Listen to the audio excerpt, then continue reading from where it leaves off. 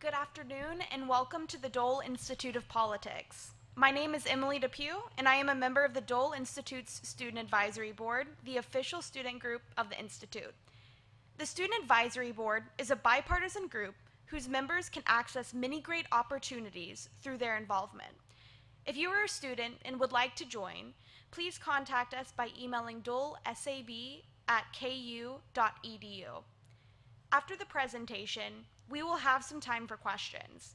If you have a question, please raise your hand and a student worker with a microphone will come to you. Please stand if you are able and ask just one brief question. If you have difficulty hearing during the program, please alert one of our staff members or student volunteers who will assist you. Before we begin, I'd like to remind you to please turn off your cell phones. Now please welcome me in joining the Dole Institute one of the Dole Institute archivists, Sarah Gard.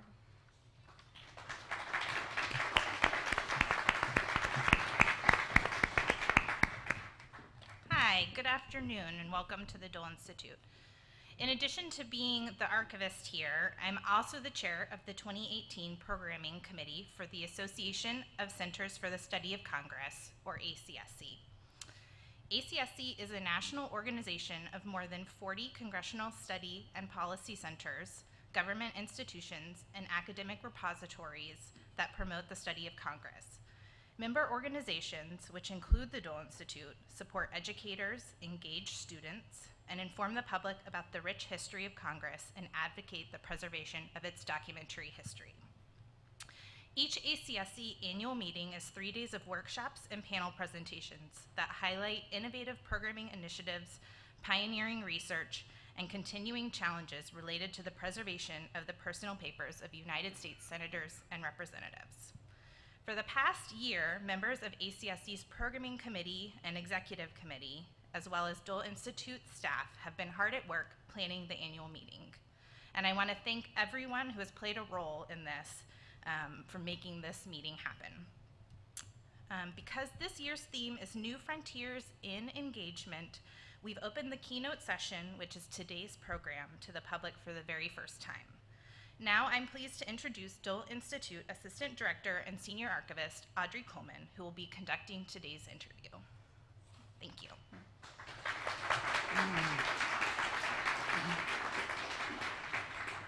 Thank you, Sarah, for that wonderful introduction, and I want to second the warm greeting to all of you out there in the audience, in particular to the folks attending ACSC who have traveled here from across the nation to be with us today and for the next couple of days. We're so pleased to have you and so excited that you're joining us here at the Dole Institute. Members of the public, we're so pleased to have you join us as well, and thank you for spending time with us this afternoon. I do need to make just one clarification related to the Q&A session at the end of our interview today. We will be taking questions from the entire audience, but we'll give the ACSC folks attending the conference preference, so no pressure, guys. We expect you to have a lot of questions, but we do hope to have a great participation during that session.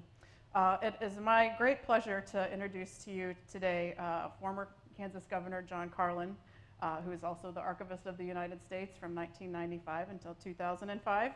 Prior to that, he actually served 4 terms in the Kansas State Legislature, including one as Speaker of the House, and more recently as a visiting professor at Kansas State University, and also publishes a blog, johnwcarlin.com, and is passionate about continuing to engage people of all ages, particularly students in civic roles and civic life. Thank you so much for being with us, Governor. Happy to be with you. Sure.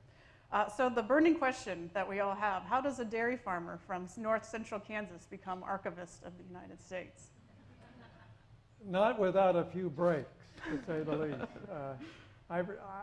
I was a pretty good friend of Bill Clinton's and did what I could to help him get elected.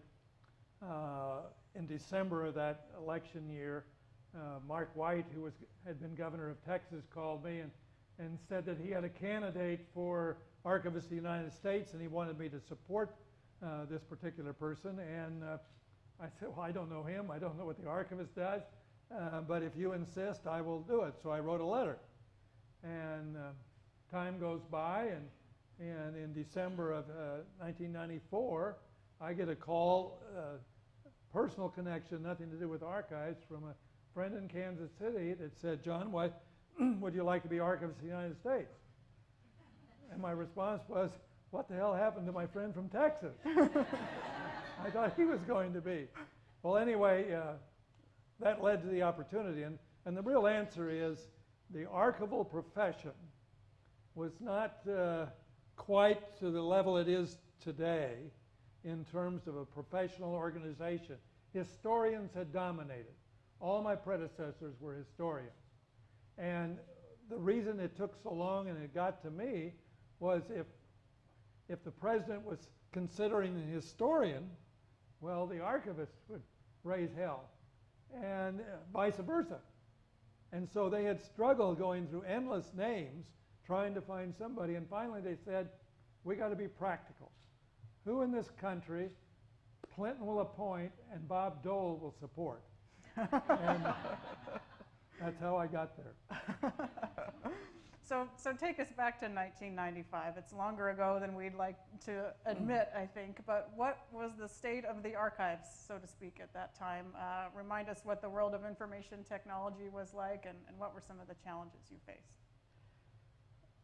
Technology was a huge challenge right away. And I think, again, somewhat related to the historians being ahead of me, I learned very quickly that historians are about 25 years behind what's going on in reality. And so they had, when I got there, email was not considered a record. And the Clinton administration was emailing all the time. And so that was one of the first issues we had to quickly address. And then, of course, throughout my 10 years, the challenge of how are we going to preserve all of these electronic records? And we made progress. And fortunately, there's been some progress made since. So I can, I think with some degree of confidence, tell you that you'll be able to access the electronic records, even if the technology has moved on, because we developed a system where we would obviously migrate from one technology to the next, so we wouldn't lose the recorded record. Well, that was one of the most pressing challenges, is continuing to learn how to ingest and take care of that new material. But what for those of you in the audience who may not be as familiar, what is the vast expanse of the responsibilities of the Archivist of the United States? Well, we have facilities all across the country, all the presidential libraries, all the regional record centers, the regional archival facilities, all the military records in St. Louis, a major record center in Suitland, just outside of Washington, D.C., the main office downtown, the historical 7th in Pennsylvania, and then a totally new modern facility out at College Park, Maryland. So it's a massive responsibility with lots of employees, lots of different functions, and it was exciting, to say the least, and challenging, and at the end of 10 years, I felt good about what we had gotten done together. I think I had a little different approach to how to run the place, and I surrounded myself with the best and brightest archivists I could find, and didn't allow myself as a dairy farmer to have a problem because I was trying to do something I couldn't do. I was there to lead, sell the agency, and get a budget through Congress. So you mentioned, that you were kind of a political compromise, I guess, you're in your own words. When did you get? At one point in your term, or do you remember anything specific about what animated you to do this kind of work, and what did it mean to you, or when did you have that kind of aha, inspirational moment? Well, I obviously was attacked because of my background when I was nominated. I think one thing, in addition to having Senator Dole on my side, was, quite frankly, I was able to say to my opposition that I had taken records much more seriously and at a much younger age than they had, probably, because I grew up on a farm where we had registered Holsteins on official tests.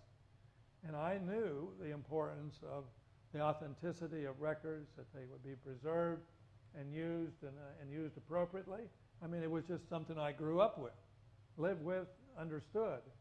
And so that was a huge help to me in terms of being there and being able from day one to appreciate. I mean, I didn't understand the nuances, but I certainly understood the functions and the importance of records. One thing that I was most proud of in my tenure, very early on, and with the help of other folks, the emphasis had been with my predecessors was the historical responsibility of the archives to have the records for the writing of history. I said yes, but there are two other reasons we have records. And one is so we can hold the government accountable. If the government is not keeping records and making them available, how is there ever an investigation? And so that was very critical. And then just protecting entitlements. I always use the military as an example. Somebody retires, there has got to be a record out of that record center in St. Louis that demonstrates they're eligible for the benefits. And so I talked about the three major reasons that the archives was so important. And I think we made a lot of progress in getting a better understanding of that for my 3,000 plus staff and the users as well. What kind of, do you recall, and what kind of technological expertise did you have to set up, or what kind of systems were you setting up? I mean, as I was preparing, I saw that under your administration, you launched the first online catalog for the National Archives. I mean, can you talk a little bit about the process, the planning process, and anything about? My role primarily was one, overseeing it and cracking the whip and telling how important it was. If people didn't have easy access to what we had, or to even find out what we had, I mean, a lot of the value of those records was not being used. And I put a small team together. You're not going to be too surprised, 2 or 3 women, who did a tremendous job. It took time. It didn't just through the summer get done. We spent, in my memory, 2 or 3 years getting it up and ready and usable. But it was the first major step using technology to let the world know what we had. So much of what, your angle going into this, you've just described some other ways that records are valuable, other reasons records are valuable to the general public besides just historical reference.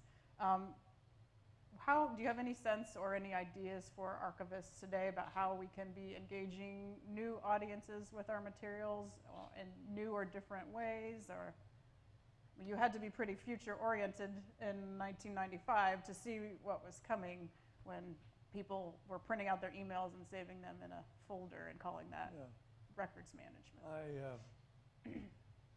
Keep in mind I've been gone 13 years, and 13 years and the way things go by, things have changed dramatically. So I'm not in the best position to share a really great answer for you. I think I'll use this facility right here in the program you have. Programs like this, crisscrossed across the country for logical reasons, I think contribute a lot because it's an opportunity, again, for records and the value, but done through programming. I've just been an observer here, but I've always been very impressed with the effort made here, one, to keep politics out of it, and two, most importantly, to really have an excellent programming. And the more that is done, and I know you've got colleagues from all across the country here that serve a similar purpose, those are valuable and do a huge service to communicating to the public the importance of records and all the stories that can be told about those records existing. And you know, you got a great collection here and a great opportunity, and I think what you're doing is a big step. And I know from my experience, getting together and sharing is another huge step, because, you know, various new things are tried, and if you get together annually, or that's great, because the audience here, the distinguished guests up front, represent a lot of archival collections that are very important for not just the writing of history, but the education of citizens on the importance of what has gone before. One of the real challenges I think we face today is that history is not taught that much. And I think we're going to pay a price, and are paying a price for that. So in some ways, you're playing catch up with the audience that didn't get too much about World War II, for an example, in their great high school experience. And this is one way to bring a little reality to what has gone on, as well as, I think, serving the future in a variety of positive ways. You mentioned politics and keeping politics out of it. You had part of one of the initiatives that you were occupied with for many years as Archivist of the United States was the release and negotiation of the Nixon tapes. Can you tell us about that process? Well, it was probably the most massive program issue I dealt with. It actually was part of the entire 10 years, literally.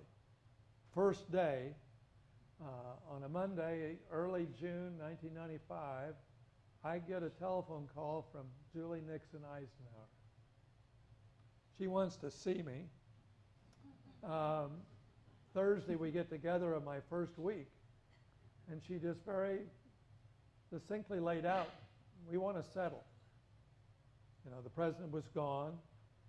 The family had been fighting the government.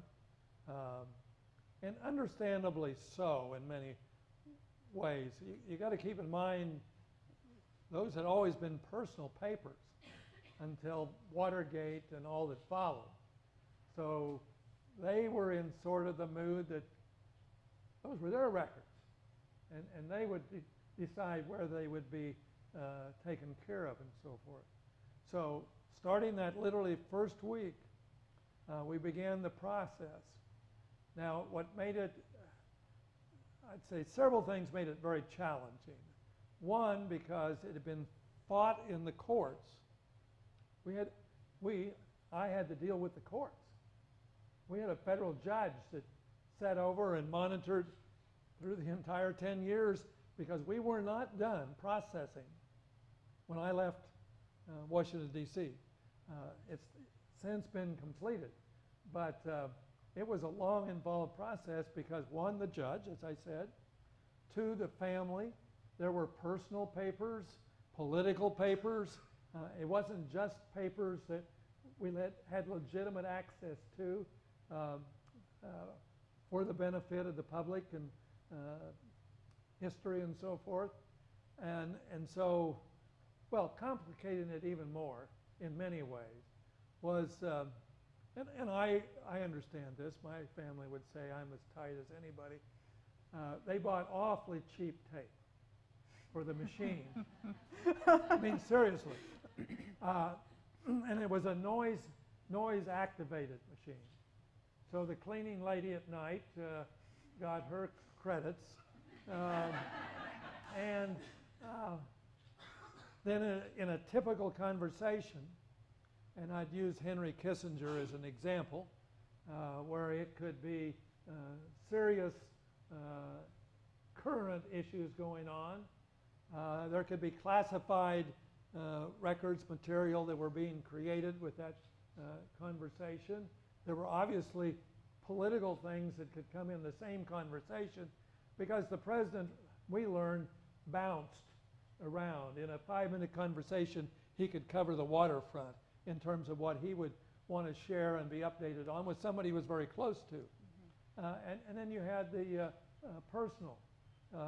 They would talk about the First Lady's health.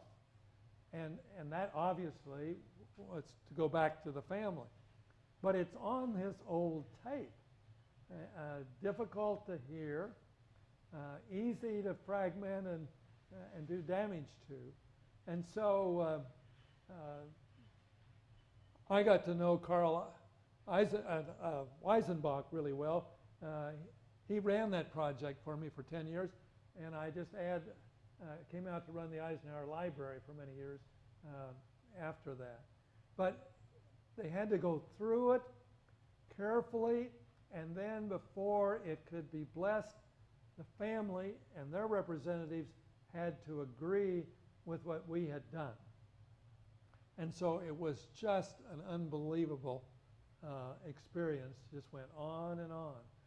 But I don't know where we would be today if Julie hadn't walked in and said, we want to settle. Because it was complicated enough, even with that step in place, to pull it off. And of course, those were records that many historians were anxious to get access to. One of the great challenges I had, interestingly enough, that linked to politics, in the 2000 election with George W. Bush running against Al Gore. Now, we were separated from politics, and you would think, well, as the archivist, how could I possibly get involved in that election? Well, here's how I did, because we're working on the Nixon tapes, and we negotiate with the judge on a release date.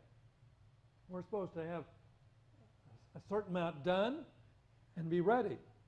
Well, in that election year of 2000, we had a major release scheduled for August. Well, the staff comes to me towards the end of July and says, there is no way we're going to be done. You got to go to the judge and get a change.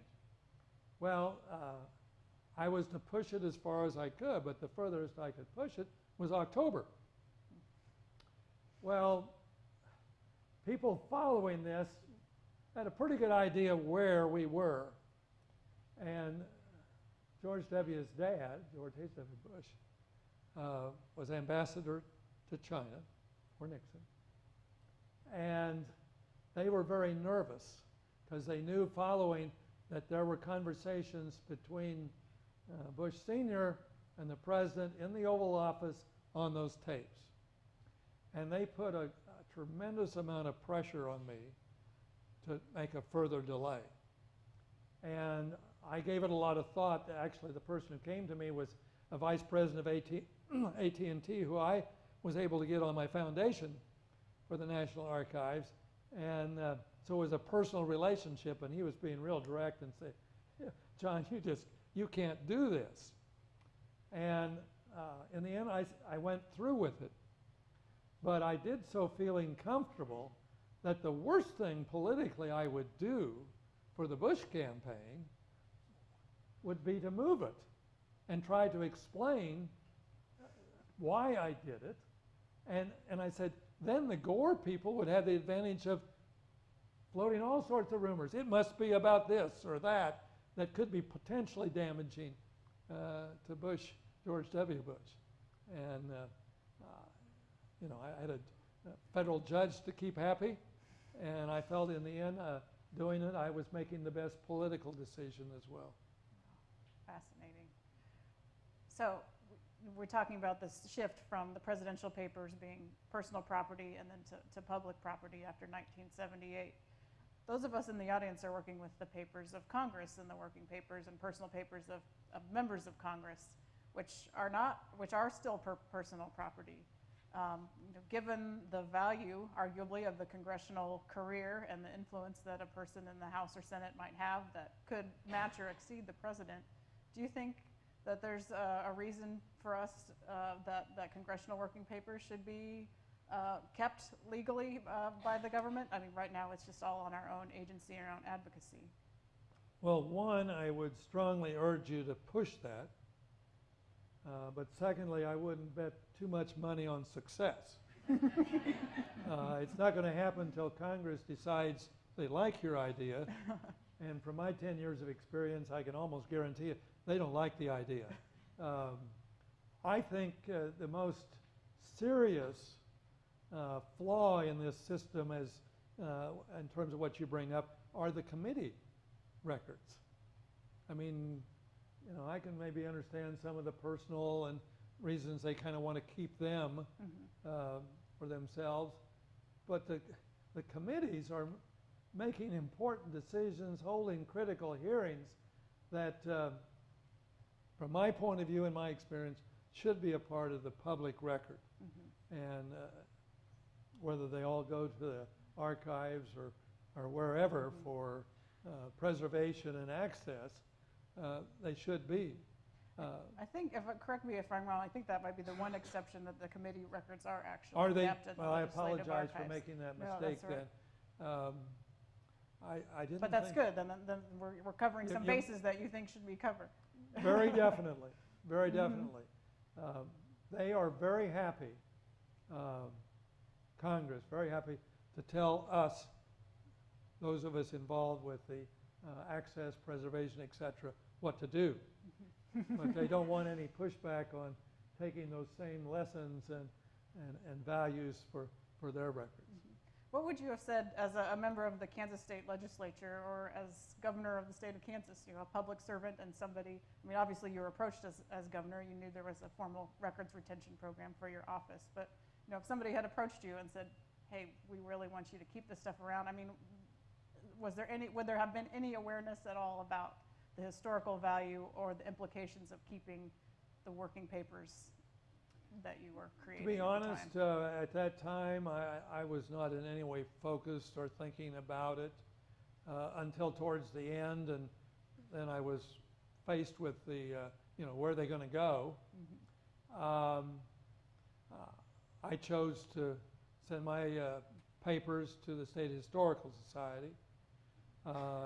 It's been a little bit of everything for governors of Kansas. I believe there was one, but I don't want to say because that might be my second mistake here today, but destroyed his papers. But we have a little of everything. The one, and I don't know recent experience, but Wichita State University started a program that I think began with my predecessor, Governor Bennett, where they went through the papers and selected papers that would be representative of, and then with some comments added to put things in perspective and so forth. And they did the same thing with me, and I know that Governor Hayden, Governor Finney, for sure, and then I've kind of lost connection with Wichita State in any way that I would know for sure. But I thought that was a very good program because they published those books and put them in libraries all across the state and gave some access to those records. I mean, very early. I mean, the access was, as soon as they were published, and I didn't need to sign anything. Well, I must have though. I must have signed something that allowed that. But we've done some good things, and as governor, the thing I can point to with pride was that the fact that there is a good facility in Topeka. I played a significant role, but the real credit goes to the president of the Senate from Concordia at the time, Ross Doyne. It's interesting, the Topeka delegation, state capitol delegation, they didn't want to move from the old facility. For some reason, going from downtown on the outskirts. So they fought successfully. Every time it would come up, they could kill it. Ross Doyne, as president of the Senate, though, controlled the conference committee at the end of the session on the budget. And he would insert some planning money at the end. And he knew that I would not line item it. And then went from planning money to architectural drawings and beginning, and it was never passed in an open vote by the Kansas legislature through the entire process. It was always tucked in where there were no amendments allowed, no way you'd have to take the budget for the entire state down to get at those dollars. And That's why we have such a good facility in Topeka. Strategy there. You have to know the rules. So we talked a little bit about the Nixon tapes, but while you were Archivist of the United States, you also had the occasion to help open and oversee the development of both the Clinton and the H.W. Bush libraries. Is that correct? Do you have any stories related to those projects that you would share with us? Actually, I had a very interesting archival experience in terms of the ultimate selection of who was going to run the library when we officially opened. With the Bush Library at College Station. And I can't remember whether we were in an old bowling alley or a car dealership, but we always found some temporary space to move the records to and started processing them while the construction plans, raising the money was going on to put up the library. So there was this long process. And I had an outstanding archivist leading that team. And I don't know for sure, but I'm almost wager I'm right. The president would occasionally ask for a favor. Can you find me the picture that was taken with this distinguished foreign leader or something? So over a period of years, President Bush came to really like this person. So when it came to select somebody to be the library director, they knew who they wanted. They wanted my archivist. And I said, I understand why, but you know, there's a big difference between being the archivist for a project, internal, not dealing with the public, not dealing with Texas A&M, not dealing with a foundation that's going to support this program. He's just overseeing a bunch of archivists carefully going through and getting organized for going to the library. Well, we were at a standstill till I finally realized the president was going to win this. So I appointed this archivist to be the library director at College Station. It was somewhere between 1 and 2 years that the same man that had came to me on the Bush-Gore race and not wanting to me was very close and important to the Bush family. He calls me up and said, John, you need to fire him. It's just not working out. The foundation, the money people, he can't communicate with, the higher-ups at Texas A&M. I mean, he's just not there. He's had no experience. And I said, Jim, you know, that's a little bit what I was trying to tell you 2 years ago. But anyway, we find a good director. And then the Clinton records are coming to Arkansas, or we're starting to make plans. And, you know, he was a federal employee. I didn't have the choice to fire him because I didn't have cause. So I moved him to Little Rock. You can sort of suspect what's happening here. Bill Clinton wants him to be the library director in Little Rock. And my good friend Bill Clinton was very, very adamant. And the public doesn't really know, but my friend has a pretty bad temper. And he made it very clear, this what, you know, we may be friends, but this only go one way and it's going to be my way. Bill speaking to me. So I said, okay. And almost the same time period, they call me up and say, he's got to go. So that was one of my more interesting experiences. And it was something I was heavily involved in. One of the things I learned about George Herbert Walker Bush, he wasn't much for dealing with me directly. And so the person assigned was Brent Scowcroft, who I got to know quite well and loved. I mean, I developed a huge respect for him. And the fact that he was given all the distinguished titles and responsibilities he had, the mere fact that he would talked to me was kind of amazing, but he was great to work with. And each president was a little different to get along with. President Ford was I could just call him up. There's no, he gave me a number, and I just called him, because we went through a connection between this facility and in Michigan, the Ford, Richard Norton Smith was the library director for the Ford, there where it was split between Ann Arbor and, it's not Cedar Rapids, it's Grand Rapids. Grand Rapids. Not bad for an old man. Yeah, that's good. But a lot of interesting experience, to say the least. So now I'm curious, what kind of contacts did you have with President Ford, and what did you help him do? We had issues.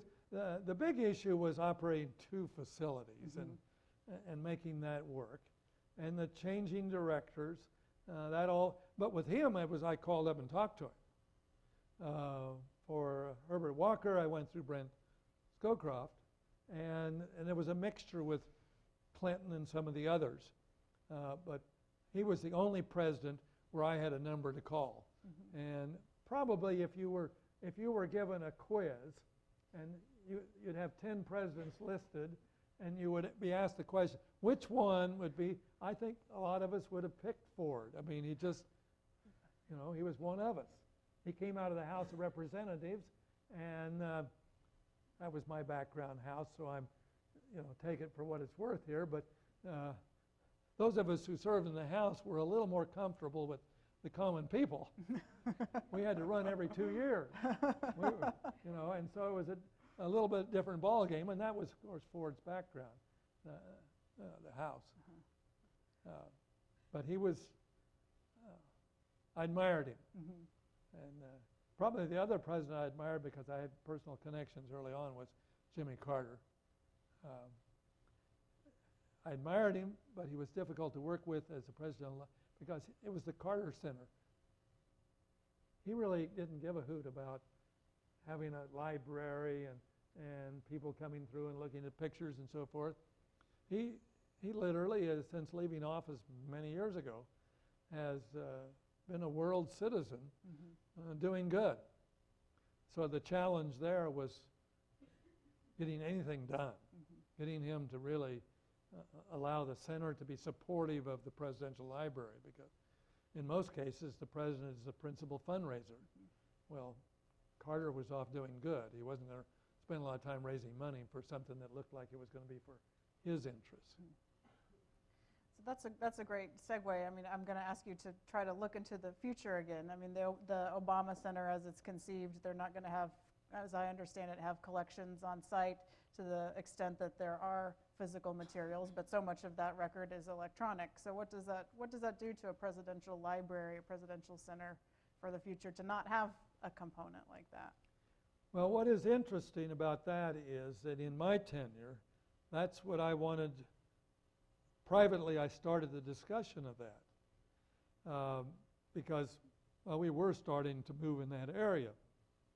And I visited with Harry Middleton, who was my director at the LBJ and was sort of the senior leader of libraries at the time, and ran my idea by him that we would keep all of those records in Washington, D.C., and be much more efficient.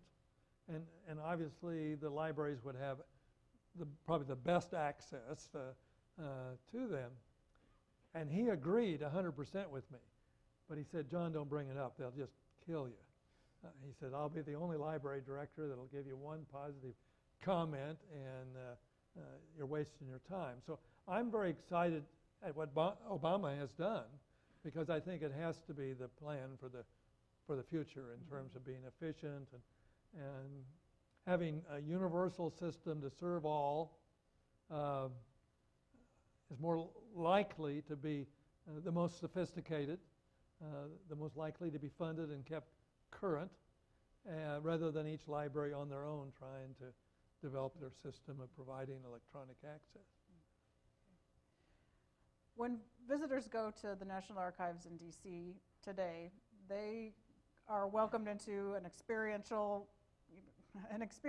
National Archives museum per se, and that was something that you started, you conceptualized and fundraised for. Is that right?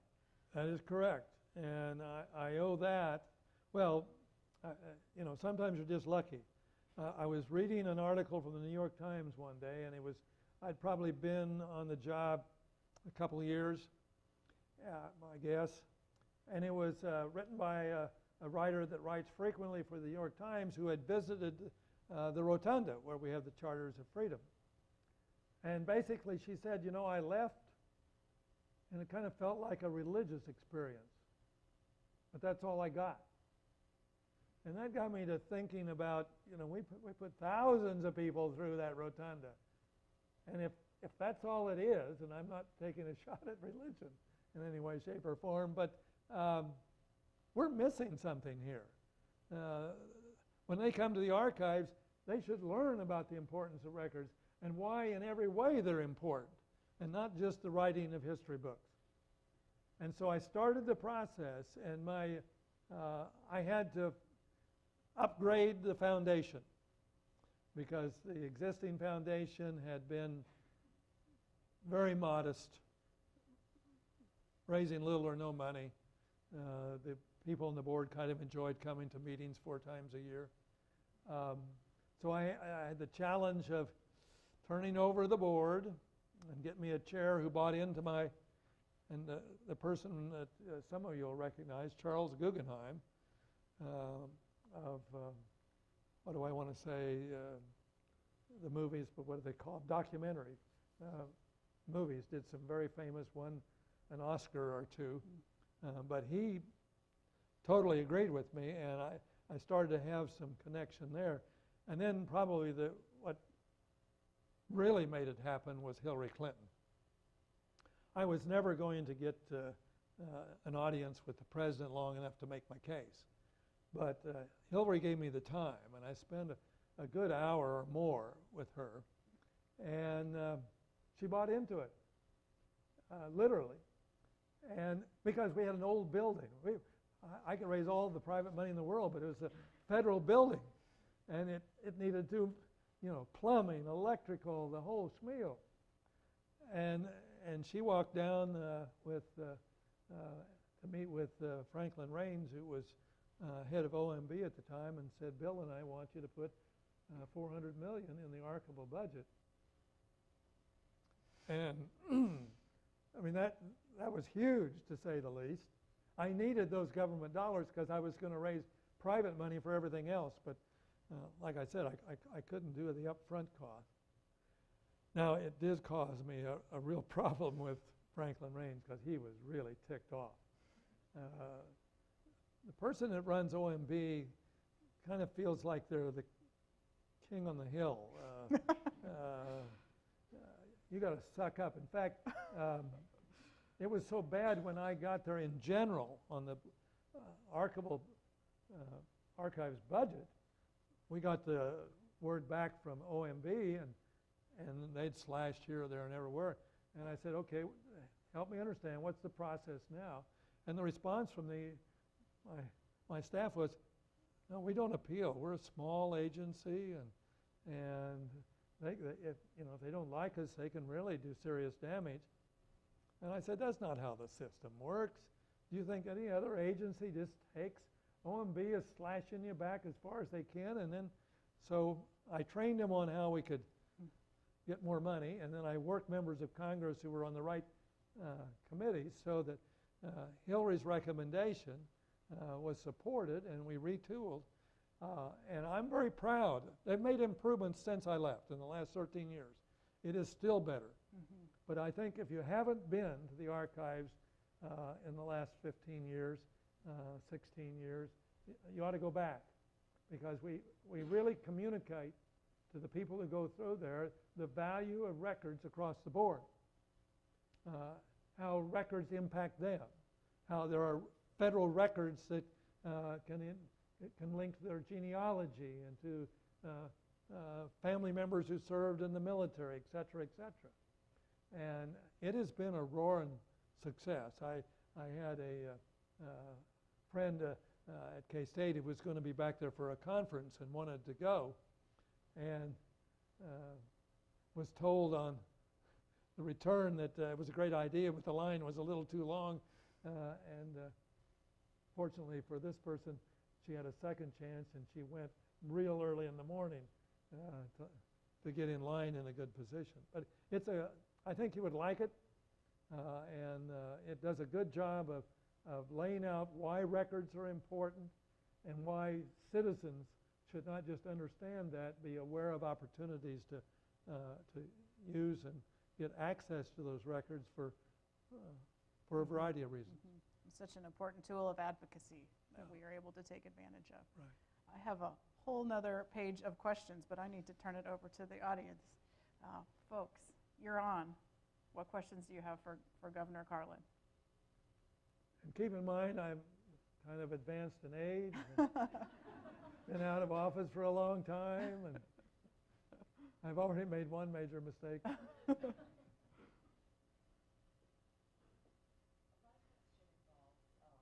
I don't think your mic is on, or else my hearing aids got turned off. No, it's low. No. All right. Take 5. Let me share with you a quick story. it. On accountability, I had a foundation board member who had a construction friend who had built a major project, and according to the government had made serious mistakes from an environment. I don't think it was environmental. It was where he did some things, and they took him to court and had him on the way to jail, literally.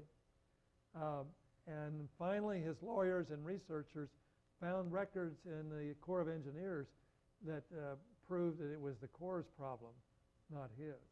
And I've always thought that, you know, there are bad things that happen that where you need the records to defend yourself. And do we have a mic that works? All right. Thanks, Eric. My question involves your opinion on the National Archives' ability to enforce some of their records requirements with agencies. This has been a topic, you know, that's come up more recently. People expect that the National Archives is supposed to collect certain records, and at the same time, the National Archives doesn't really have the ability to enforce their mission, and I wonder if that was an issue under your tenure, and any thoughts you have on that. It definitely was an issue. We aggressively pursued resources to add staff to actively work with agencies. So we were dealing with way up front, not just when they were going to be accessioned into the archives, but as they were putting together plans, particularly on the electronic side, and it was for that purpose. If you didn't work with agencies and really worked with them and got the, I forget the terminology, the accessioning documents that would determine whether we're going to keep them for 2 years, 5 years, 50, or they were permanent. And roughly for us, we always used 1 to 2% of the records created would be under the category of permanent. But it was always difficult. And it was difficult because people in agencies could not see the value. They could see some in terms of records right in front of them, records they were using every day. But as they moved away, it wasn't that often. And so they, you know, it was difficult to get agencies to have records managers, people with the strict responsibility of overseeing hired people within the agency. It was a real challenge. Now, one of the disappointments, but it may be budgetary, but the program has been changed, and it really disappoints me that they no longer put an emphasis on the temporary records. And I can accept that for historical purposes. but certainly in terms of holding the government accountable. If you're not keeping 50 and 75-year records, you got a lot of records are destroyed that makes it impossible to determine whether the agency did what was right or appropriate or not. And maybe it was budgetary driven, so it's not a personal shot, but I'm a strong believer that what the question you raise, incredibly important, and even more important in electronic age. I mean, it's so easy for them to be gone. So easy. Thank you. Next question.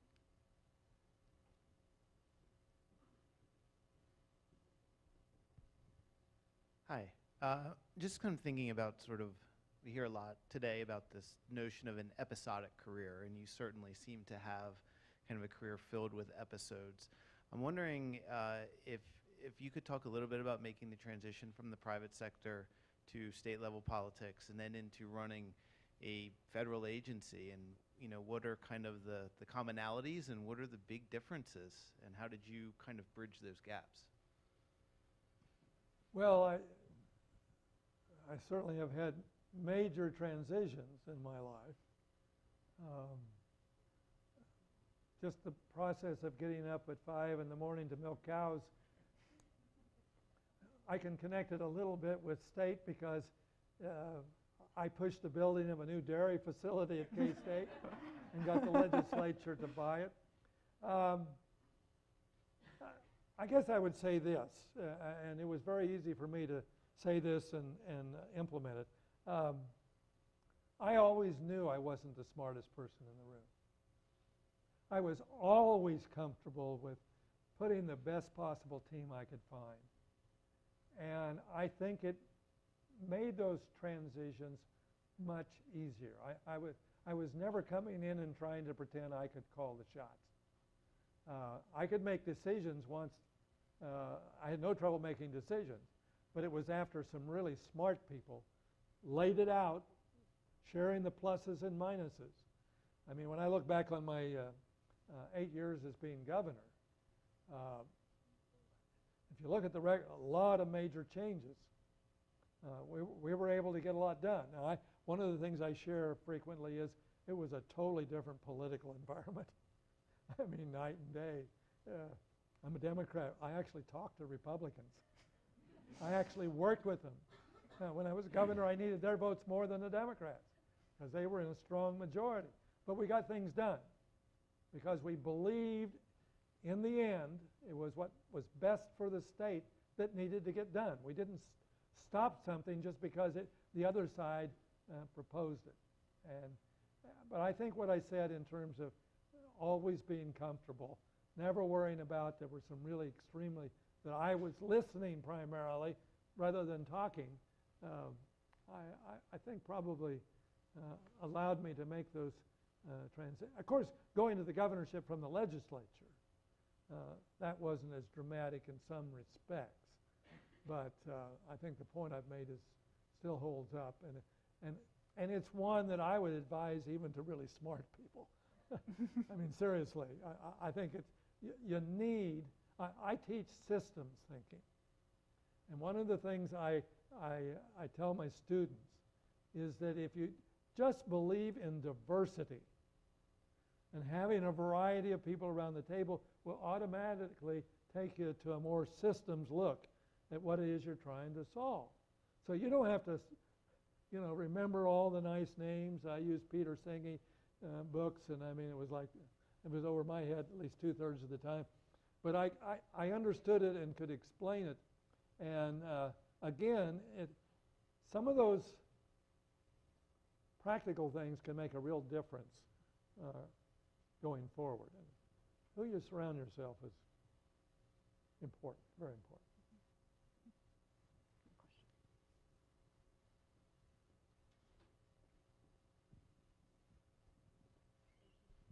In Washington, D.C., we have these wonderful, rich collections of material, archival material, but we also have, in addition to the National Archives, the Library of Congress and the Smithsonian, and it's this wonderful collection of our national history. I'm wondering, as the archivist, how much interaction did you have with the Librarian of Congress and the Director of the Smithsonian? Did you work collaboratively with these people, or did you were all on separate tracks as you went through your daily life? I worked with the Librarian of Congress quite a bit. In fact, I can't even think of an experience with the Smithsonian. And that, I believe, was simply because the Library of Congress had records.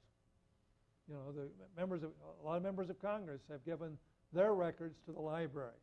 So we were kind of somewhat in the same business. The museum is the museum.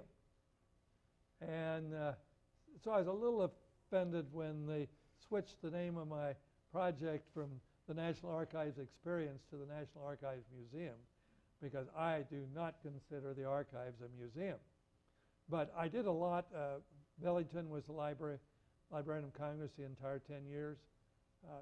Just not so long ago retired. Has to be over 100.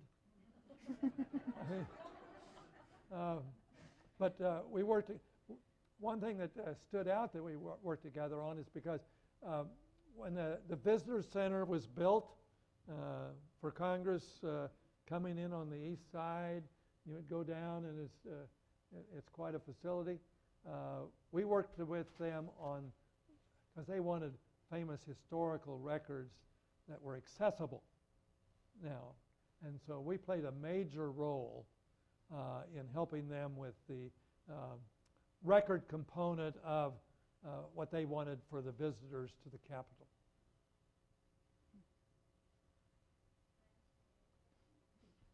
There's one other question. As dealing with the presidential libraries, this goes to what you're just saying. There is this almost contradictory mission between the Presidential Library as an archive and the Presidential Library as a museum and tribute to the individual person. As the archivist, that must have been sometimes a very difficult balance to strike, and I would like to hear a little more about that. Well, the first thing that flashes in my mind was I didn't have to finish it, but dealing with the Nixon situation because of Watergate. And of course, there had been a facility in California long before we were dealing with getting the records settled and so forth. And I think a very high percent of objective historians would concluded that they were not being accurate with the American people.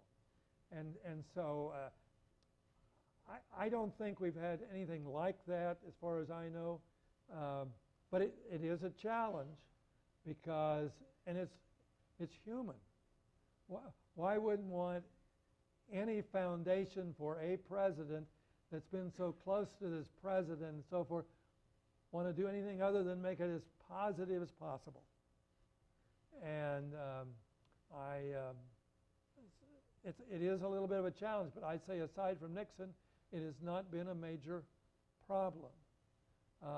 I think of LBJ, for an example, where those telephone tapes were kept and now are all accessible, and how wonderful that is.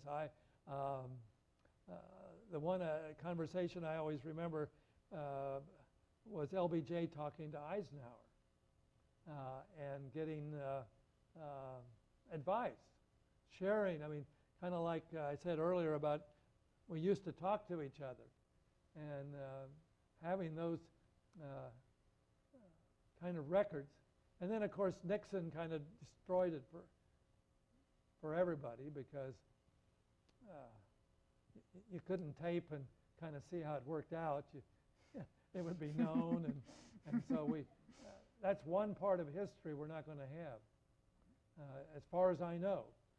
There might be isolated examples here and there, but you know, Nixon, that machine was running in the Oval Office all the time, and so it's too bad, because I think having conversations taking place in the Oval Office would give us, even if we had to wait a long time to get access, would be fantastic in having a better appreciation of the moods of presidents that are in,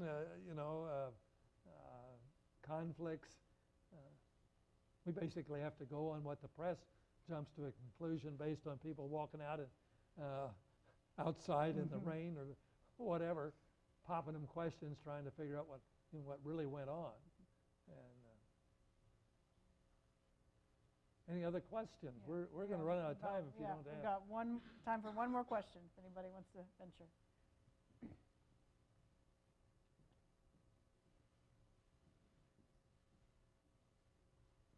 Governor Carlin, we all want to thank you for sharing some of your time with us here today. But we're also wondering when you will be making your declaration once again that you will be running for Kansas governor. I think I heard what you said. At least to the point I know I shouldn't announce anything right now. I will say this, I am very interested in the 2018 election. And what I'm telling people is it will significantly determine the future of this state. We started in 2016 to get a little back on track. If we continue that, we got hope. If we turn back, the future is very, very bad. And I say that with no disrespect. I apologize if you're offended. But there are states that are almost always at the bottom. And I'm convinced they're always at the bottom because the holes got so deep. There was no practical way out regardless of who the leader was. And we'll be there if we go backwards for 4 or 8 more years. It'll be impossible to bring our public schools and infrastructure back and fund the many things that a state government does that people only appreciate when it impacts their family. Otherwise, they don't know anything about it, and they don't realize at all the damage we've done in the last 8 years to state government in Kansas.